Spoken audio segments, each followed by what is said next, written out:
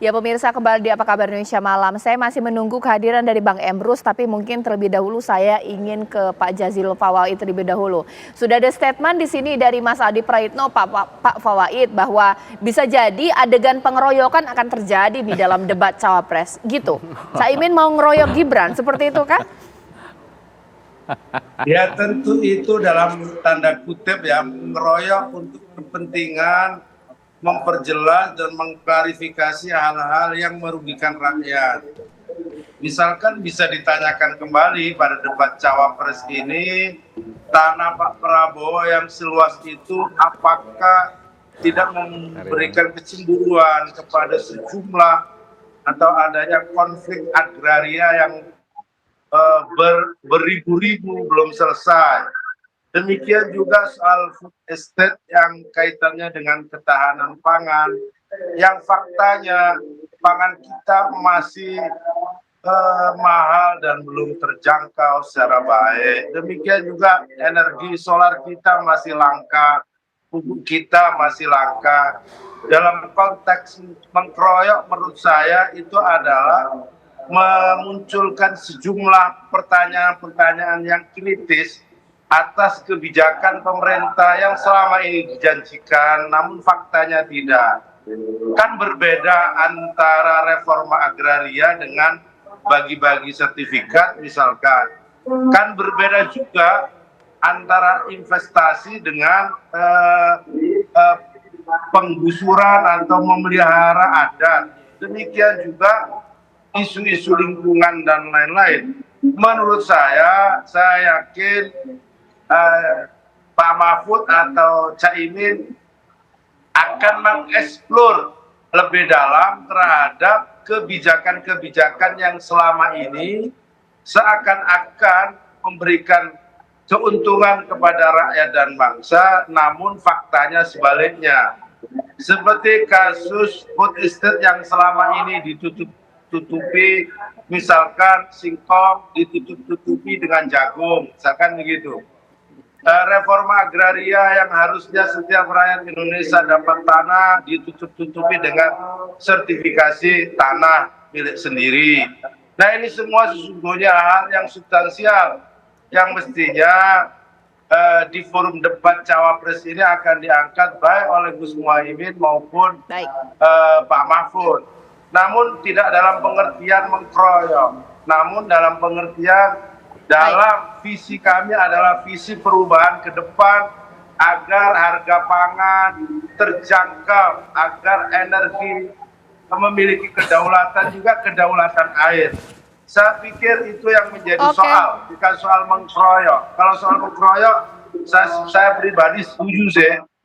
Sebab mengkeroyok dalam pengertian mengeksplor lebih dalam, memberikan tantangan sekaligus. Ya Pak Jazilul, mohon maaf ini karena di sini Bang Emrus sudah hadir ya. Dari tadi belum saya tanya-tanya. Mungkin sekarang langsung saja saya tanyakan kepada Bang Emrus. Ini mewakili dari Ganjar Mahfud. Betul. Ya. Tadi sudah ada statement, kita sudah bahas sedikit bahwa bisa jadi dalam debat Cawapres sama ketika debat Capres 02 dikeroyok oleh 01 dan 03. Begitukah caranya nanti? Baik, saya pikir walaupun di debat yang kemarin bukan soal mengkeroyok, Pak Prabowo tidak dikeroyok gitu ya. Tapi memang 01 Pak Anies memberikan suatu pandangan di awal yang boleh jadi tidak sesuai dengan tema. Seharusnya memang Pak Prabowo menjawabnya dengan tenang. Harusnya dijawab Pak, oh ini di luar tema, jadi nggak usah saya bicarakan gitu. Itu lebih baik daripada semacam ditunjukkan suatu emosional. Tetapi kami dari tim Ganjar Mahfud akan tetap seperti perdebatan kami yang kemarin, yaitu kami pada posisi yang tenang, adu argumentasi, adu data. Jadi tidak kami pada terlena kepada perdebatan dua paslon ini, tetapi kami menawarkan suatu gagasan-gagasan yang terbaru atau gagasan-gagasan yang baik untuk rakyat. Itu yang kita tawarkan. Kemarin misalnya satu contoh, katakanlah tentang bagaimana kita bisa menjadi revitalisasi dalam hubungan ASEAN misalnya seperti itu. Demikian juga nanti kita bagaimana persoalan katakanlah di bidang energi, ekonomi maritim. Karena menurut kami gitu ya, ekonomi maritim yang selama ini belum terkelola dengan maksimal. Padahal di situ sumber daya sangat luar biasa. Jadi kita ingin paradigma darat juga kita harus kembangkan paradigma maritim. Ya. Misalnya contoh, bisakah kita kembangkan energi di laut? Arus laut kita di bawah laut itu sangat kencang sekali, bisa memutar turbin misalnya seperti itu. Jadi energi terbarukan kita akan kembangkan di maritim antara lain, demikian. Oke, berarti sudah bisa dipastikan bahwa strategi permainan dari Pak Mahfud dalam debat Cawapres akan bermain agresif atau menyerang ini? Saya Seperti kira itu kah? tidaklah tipe daripada paslon nomor 3 sorry mohon maaf untuk menyerang gitu ya, tidak. Kami tetap mengadu argumentasi, gagasan dan fakta gitu ya.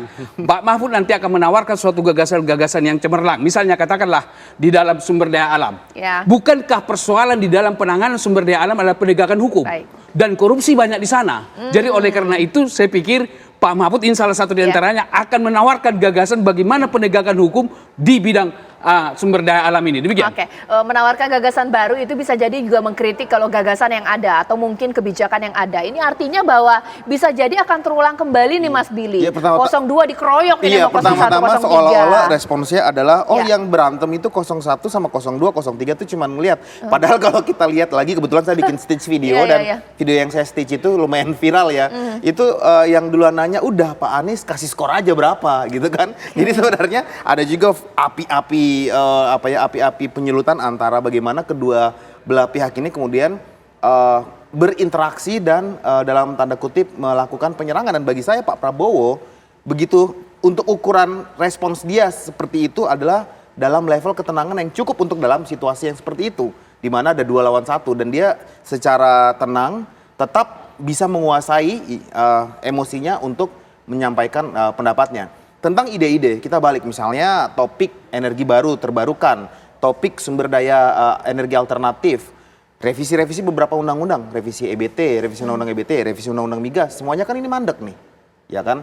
Ya kita bisa juga kembali kalau disampaikan bahwa nanti akan juga dikritisi apa yang mandek sampai saat ini. Nah kebetulan kalau kita bicara tentang peraturan perundang-undangan juga semua level ada eksekutif, ada yudikatif dan ada legislatif, di mana eksekutif sendiri Pak Menko Polhukam yang juga maju menjadi cawapres juga ada di situ, terlibat di dalam beberapa hal tersebut dan ini yang menjadi komitmen Prabowo Gibran ke depannya untuk diakselerasi menuju kepada kemandirian dan ketahanan energi ke depannya. Oke, mungkin sekarang kita bahas singkat ya bahwa kalau dari 01 mengatakan, wah iyalah kalau kita bisa mengkritik kenapa tidak. Tapi kalau dari 03 sepertinya bahwa bukan gaya Pak Mahfud ini menyerang, bukan seperti itu.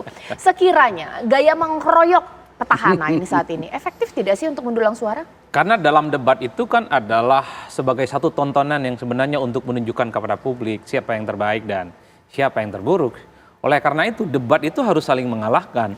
Jadi kubu Amin harus menunjukkan kepada publik bahwa Muhaimin itu lebih bagus dari Gibran dan lebih bagus dari Mahfud MD. Begitupun Gibran harus mampu menunjukkan kepada publik bahwa Gibran lebih baik dari Muhaimin dan lebih bagus dari Mahfud MD. Begitupun sebaliknya, Mahfud dengan gayanya yang cukup bebas harus buktikan kepada publik sebagai seorang profesor menguasai banyak isu bisa jauh lebih unggul dari Gibran dan jauh lebih unggul dari Muhaimin Iskandar. Itu debat esensinya. Kalau yang kemarin-kemarin ini kan tidak lebih dari sekadar pemaparan visi misi, tetapi tidak mampu memberikan satu injeksi dengan serangan-serangan yang mematikan. Misalnya begini, saya berharap hari Minggu besok bicara tentang bagaimana soal ketahanan energi. Bagaimana kita bicara tentang renewable energi. Dari dulu kita bicara bagaimana kita menghentikan ketergantungan terhadap energi fosil. Apa solusinya? Bisa tidak misalnya energi kita itu misalnya energi terbarukan misalnya soal geotermal. Bicara tentang energi angin, matahari dan seterusnya. Dari dulu, saya pernah dulu mendalami ini kurang lebih 15 tahun. Tapi tidak ada yang mau menseriusi.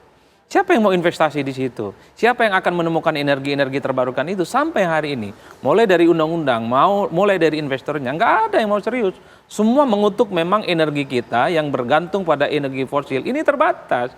Oleh karena itu, inovasi untuk melahirkan satu terobosan terhadap energi baru sampai hari ini belum ada secara nyata. Yang kedua misalnya soal bagaimana membangun ketahanan pangan. Nggak usah canggih-canggih bicara apapun. Saya petani. Hampir 100% di kampung saya di Madura sana sudah nggak mau jadi petani. Karena petani itu tak lebih dan tak kurang hanya sekedar menunggu mati di dalam hidupnya. Kalau mau musim tembakau misalnya atau mau musim apapun, yang sulit dicari itu adalah pupuk. Ya. Giliran musim panen, nggak ada yang mau membantu menjual produk mereka. Baik. Efeknya apa? Banyak masyarakat kita yang selama ini, yang kita kenal sebagai masyarakat aris, itu pindah tempat. Eksodus Oke. ke Jakarta, mencari pekerjaan yang lain. Apalagi, Cak, banyak bicara tentang El Nino, bicara tentang Baik. bagaimana kita menghadapi satu tantangan lingkungan yang cukup luar biasa. Oke. Dan ini lebih sadis sebenarnya ketimbang isu ekonomi. Panasnya dunia kita saat ini, Ya. ini Oke, kan Mas Adi efek Prai. dari erosi dunia Baik. yang saya kira memang Pemirsa, harus diantisipasi selain secara serius. esensi, yang paling penting dalam debat tersebut adalah drama yang tercipta, gimmick yang tercipta. Ingat sekali kita bahwa debat cawapres yang sebelumnya, singkatan-singkatan itu keluar dan memang kepayahan beberapa cawapres untuk menjawabnya. Apakah strategi ini akan dijalankan lagi oleh seorang Gibran Raka Buming Raka, atau jangan-jangan Gibran punya strategi lain? Sesaat lagi.